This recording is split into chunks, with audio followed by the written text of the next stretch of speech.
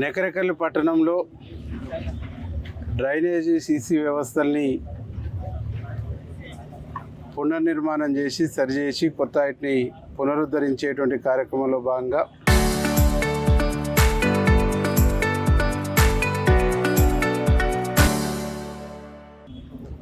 తెలంగాణ రాష్ట్ర ప్రభుత్వం గౌరవ ముఖ్యమంత్రి రేవంత్ రెడ్డి గారి ఆశీర్వాదంతో 6 కోట్ల రూపాయల నిధులతో ఈరోజు సీసీలు డ్రైన్స్కు ఫౌండేషన్ చేయటం జరిగింది. పబ్లిక్ టాయిలెట్ ఇక్కడనే హాస్పిటల్ కూడా ఏర్పాటు అవుతుంది కాబట్టి పక్కనే స్టేడియం ఉంది. ఇక్కడనే అనేక ప్రభుత్వ ఇన్స్టిట్యూట్స్ ఉన్నాయి. హాస్పిటల్తో పాటు రిజిస్ట్రేషన్ ఆఫీసు, కోర్టు, కాలేజీ ఇవన్నీ ఉన్నాయి కాబట్టి ప్రజా అవసరాల రీత్యా 20 లక్షలతో టాయిలెట్స్ను కూడా నిర్మాణం చేయటం జరుగుతుంది.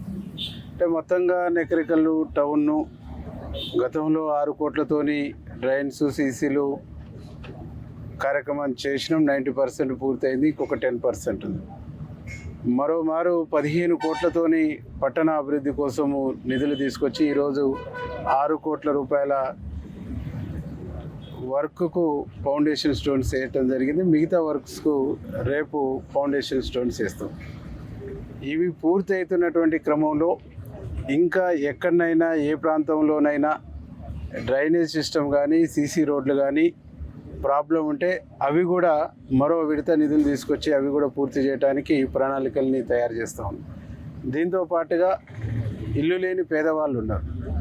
ఇల్లు లేని పేదవాళ్ళందరూ కూడా 700-800 నుంచి 1000 అయినా పర్వాలేదు, కట్టుకునే స్తోమత ఉండి కట్టుకుంటామని చెప్పేసి ప్రభుత్వ నామ్స్ ప్రకారం, ప్రభుత్వ నిబంధనల ప్రకారం ఇల్లు కట్టుకునే ప్రతి పేదవాడికి ఇల్లు ఇచ్చేటువంటి ఒక ఏర్పాట్లు కూడా చేయబోతాం. అది జూన్లో స్టార్ట్ చేయబోతాం.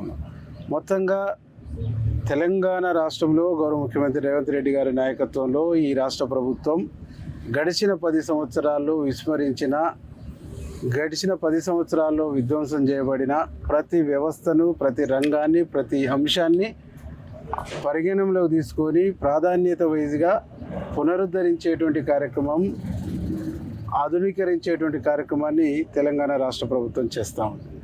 కాబట్టి ప్రజలందరూ కూడా మేము విజ్ఞప్తి చేస్తాం. 10 సంవత్సరాల పాటు, 9.5 సంవత్సరాలు, 10 సంవత్సరాల పాటు ఈ రాష్ట్రాన్ని అన్ని రంగాలుగా విధ్వంసం చేశారు.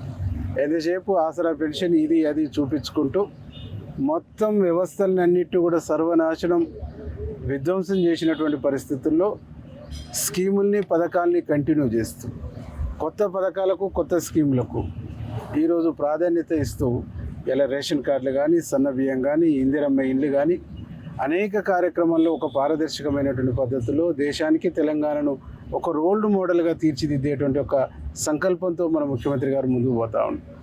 ఒక విజన్తో మన ముఖ్యమంత్రి గారు ముందుకు పోతా ఉండు. ఒక విజన్ ఉన్న, సంకల్పం ఉన్న, కమిట్మెంట్ ఉన్న, నిబద్ధత ఉన్నటువంటి ముఖ్యమంత్రి ఈ రాష్ట్రంలో పనిచేస్తూ ఉండు. నిబద్ధత ఉన్నటువంటి ముఖ్యమంత్రి మీద అనేక రకాల ఆరోపణలు, అనేక రకాల అవాకులు చెవాకులు ప్రతిపక్షాలు పేలుతూ ఉన్నాయి.